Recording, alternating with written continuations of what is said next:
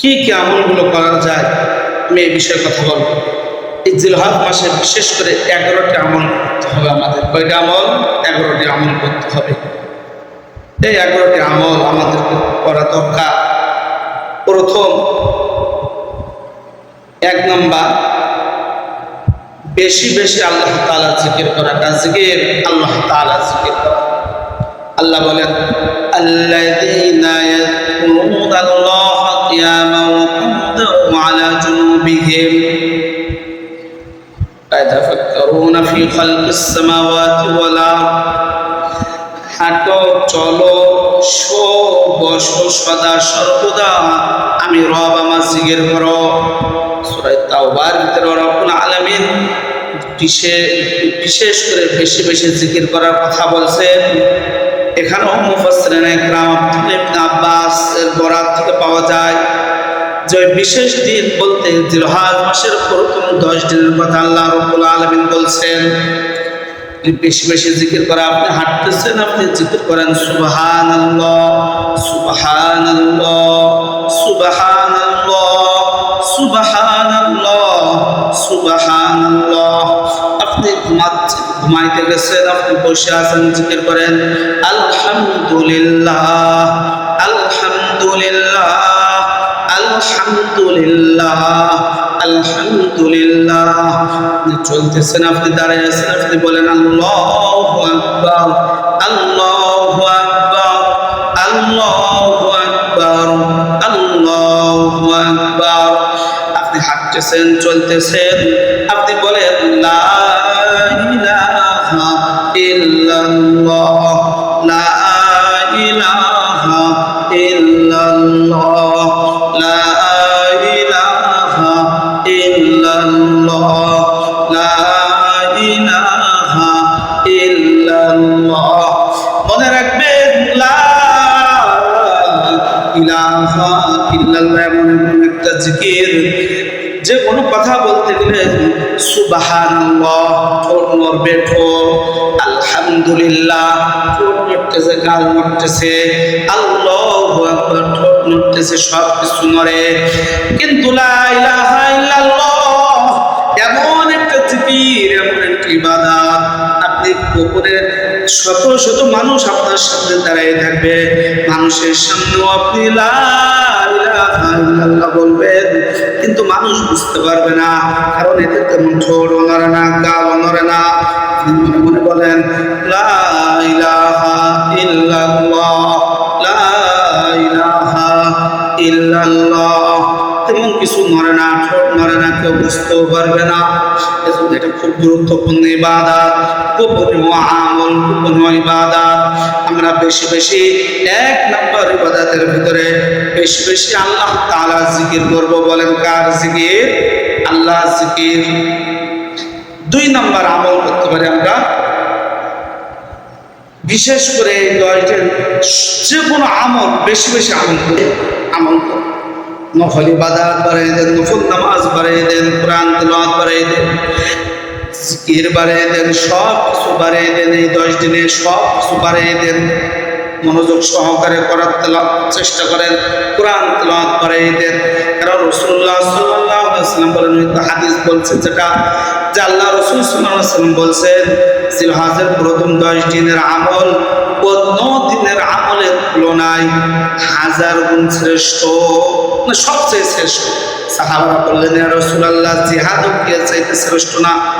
অন্য মাসে জিহাদ করলাম আর এই মাসে জিহাদ করলাম না, তো অন্য মাসে জিহাদ কি বেশি গুরুত্বপূর্ণ এবং ফজিলাতপূর্ণ না? রাসূলুল্লাহ বললেন যে না, অন্য মাসের জিহাদ এই মাসের আমলের চাইতে বেশি গুরুত্ব না। কারণ যদি অন্য মাসের জিহাদে যেয়ে তার নিজের জান, নিজের মাল সব কিছু কুরবান করে দিয়ে দেয়, শহীদ হতে পারে, তাহলে আমার ওই উম্মত জিলহজ মাসের এই 10 দিনে আমল করলে যে তার চাইতে ওই জিহাদটা বেশি ফজিলাতপূর্ণ। তা না হলে এই মাসে তথা জিলহজ মাসে প্রথম 10 দিন বেশি ফজিলাত, বেশি গুরুত্ব। 3 নাম্বার, সমস্ত গুনাহ থেকে ফিরে থাকা। যুবক সমস্ত গুনাহ থেকে ফিরে থাকে। সমস্ত গুনাহ থেকে ফিরে আসে। কি বলবো, দুঃখের কথা, লজ্জার কথা, শরমের কথা।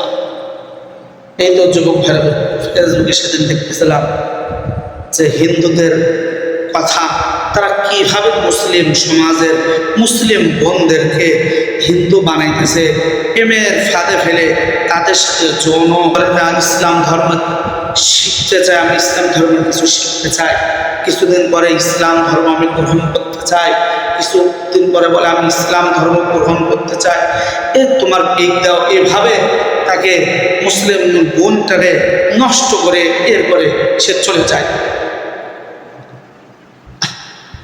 সমস্ত গুনাহ থেকে ফিরে থাকা, সমস্ত গুনাহ থেকে ফিরে আসো যুবক, এখনো সময় আছে, এখনো সময় আছে, তোমাকে ডাকতেছে, তুমি গুনাহ থেকে ফিরে আসো যুবক, যুবতী তুমি গুনাহ থেকে ফিরে আসো। ভাই ও ভাই, যুবক ভাই, গুনাহ থেকে ফিরে আসো, থেকে ফিরে আসো। গুনাহ মারাত্মক জিনিস, গুনাহ জীবনকে ধ্বংস করে দিয়ে দেবে, ধ্বংস করে দেয়। 3 নম্বর আমল, অন্য মাসে তো গুনাহ থেকে ফিরে থাকার চেষ্টা করব, এই মাসে বেশি বেশি ফিরে থাকার চেষ্টা করব। আল্লাহ তাআলা 4 নম্বর, যাদেরকে হজ করার তৌফিক দিয়েছে আল্লাহ, এই মাসে হজ করা।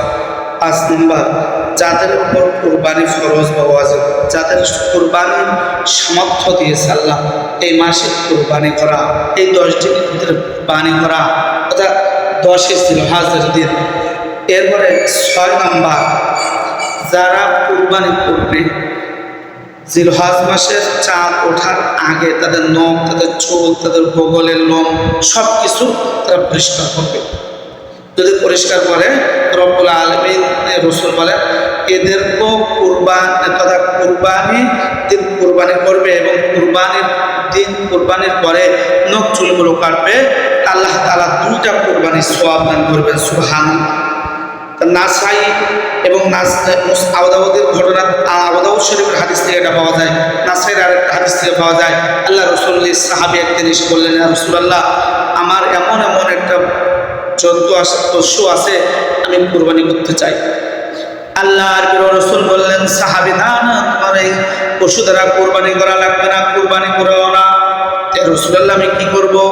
কয়, তুমি কুরবানির দিন তোমার হাতের নখ, পায়ের নখ, তোমার চুল, তোমার বগলের নখ সব কিছু তুমি পরিষ্কার করে ফেলবা। এর অর্থ হলো তুমি জিলহজ মাসে করবে 1 তারিখের আগে তোমার চুল নখ সব কিছু কাটবা এবং জিলহজ মাসের 10 তারিখে কুরবানির পরে যে তুমিও এগুলো চুল নখ কাটবা, তা তোমাকে রব্বুল আলামিন একটি কুরবানি করার সওয়াব দান করবে। সুবহানাল্লাহ। এই জন্য গরিব যারা আছে, যারা কোরবানি করতে পারে না, কোরবানি করার সামর্থ্য নাই, এই আমল ছেড়ে দিয়ে না ভাই, এই আমল ছেড়ে দিয়ে না। চাঁদের রাত্রির দিন আপনার চুল কাটতে বলছে, ওই দিন চুল কেটেন না। আপনি জিলহজ মাসের 1 তারিখে আপনি চুল কেটে ফেলেন, সোমবারের দিন চুল কাটেন, সব কিছু কেটে ফেলেন সোমবারের দিন, সূর্য উদয়ের আগে, কারণ ওই দিন চাঁদ উঠেই না। এমন করার চেষ্টা করুন। চুল, নখ, লোম সব কিছু আমরা জিলহজ মাসের 1 তারিখের আগে কাটবো এবং ঈদের দিন, ঈদের নামাজের পরে, সালাতের পরে, কুরবানির পরে যেয়ে আমরা এগুলো কাটবো। 7 নম্বর আমল, বেশি বেশি এই মাসে তাকবীরে তাশরিফ পাঠ করা। আল্লাহু আকবার, আল্লাহু আকবার, লা ইলাহা ইল্লাল্লাহ, আল্লাহু আকবার, আল্লাহু আকবার, লিল্লাহিল হামদ। আল্লাহু আকবার বলেন, আল্লাহু আকবার, আল্লাহু আকবার, লা ইলাহা ইল্লাল্লাহু, আল্লাহু আকবার, আল্লাহু আকবার, ওয়ালিল্লাহিল হামদ। এই তাকবীর পাঠ করা। 8 নাম্বার, এই তাকবীরে তাশরিফটা বিশেষ দিনে, বিশেষ সময়ে, বিশেষ দিনে, বিশেষ সময়ে, বিশেষ জায়গায় পড়া। কথা, জিলহজ মাসের 9 তারিখের ফজরের নামাজ থেকে নিয়ে শুরু করে জিলহজ মাসের 13 তারিখ আসর পর্যন্ত আয়াত তাশরিফ ফরজ নামাজের পর পুরুষরা জোরে 1 বার পাঠ করবেন, মা বোনরা নিম্ন সুরে পাঠ করবেন, 3 বার নয়, একবার পাঠ করবেন, একবার পাঠ করবেন। আর এমনি সদা সর্বদা এই তাকবীরে তাশরিক বেশি বেশি পাঠ করবেন। তো নামাজের পরে কয়বার? একবার। ইমামের সাথে তাল মিলিয়ে পড়তে হবে এমনটা না। যাক, তাশরিকের বিষয়, তাকবীরে তাশরিকের বিষয়ে আমি সামনের সপ্তাহে সামনে জুমা আলোচনা করব ইনশাআল্লাহ। 9 নম্বর আমল। জিলহজ মাসের 1 তারিখ থেকে নিয়ে শুরু করে জিলহজ মাসের 9 তারিখ পর্যন্ত 9 দিনই রোজা রাখা, 9 দিনে 9টা রোজা রাখা। 10 নম্বর আমল, জিলহজ মাসের 9 তারিখে বিশেষ করে আরাফাত দিনে, জিলহজ মাসের 9 তারিখ, আমাদের দেশে যেদিন 9 তারিখ হবে ঈদের একদিন আগে, আরাফাত এই রোজা জিলহজ মাসের রোজাটা রাখা, পালন করা। রাসূলুল্লাহ সাল্লাল্লাহু আলাইহি সাল্লাম বলেন চমৎকার একটা, যে আমি আল্লাহ তাআলার কাছে আশা রাখি যে আল্লাহ তাআলার কাছে আমার জান, আমার প্রাণ, আমার সব কিছু ওই আল্লাহর কাছে আমি আশা রাখি। কি আশা? আল্লাহর পয়গম্বর মুহাম্মদুর রাসূলুল্লাহ সাল্লাল্লাহু আলাইহি ওয়াসাল্লাম বলেন, আমি আল্লাহ তাআলার কাছে আশাবাদী কোন উম্মতি আল্লাহর বান্দা বান্দী যদি জিলহজ মাসের 9 তারিখের একটি রোজা রাখে, তাহলে আল্লাহ রাব্বুল আলামিন তার সামনের 1 বছরের এবং পিছনের 1 বছরের গুনাহগুলো মাফ করে দিবেন। সুবহানাল্লাহ, সুবহান। পিছনের 1 বছরের, সামনের 1 বছরের, এই হাদিস ছাড়া বা এইটা ছাড়া আর কোনো আমলের কথা মনে আপনারা শুনেননি বা আমিও পাই নাই যে সামনের গুনাহ আল্লাহ তাআলা মাফ করবেন। রোজার রমজানের কথা বলছি, রোজার রাখলে পিছনের গুনাহগুলো মাফ করবে, এই আমল করলে পিছনের গুনাহ মাফ করবে, তওবা করলে পিছনের গুনাহ মাফ করবে, সামনের গুনাহ মাফ করবে, এমনটা নেই। তবে জিলহজ মাসে রোজা রাখলে, 9 তারিখে রোজা রাখলে আল্লাহ তাআলা সামনের 1 বছরের গুনাহ মাফ করে দিবেন। সুবহান। 11 নম্বর আমল, এই জিলহজ মাসের 10 তারিখের ঈদুল আজহার সুন্নাতগুলো পালন করতে। আর আমরা এই সুন্নাতগুলো পালন করতে রাজি আছি তো ইনশাআল্লাহ। এই সবগুলা 11টা আমল আল্লাহ সুবহানাহু ওয়া তাআলা আমাকে এবং আপনাদের উভয়কে সবাইকে আমল করার তৌফিক দান করেন। আমিন। আমা তৌফিক ইল্লা বিল্লাহ। যে কথাগুলো বললাম সঠিক হলে আল্লাহ তাআলার পক্ষ থেকে, ভুল হলে শয়তানের পক্ষ থেকে। আমা তৌফিক ইল্লা বিল্লাহ।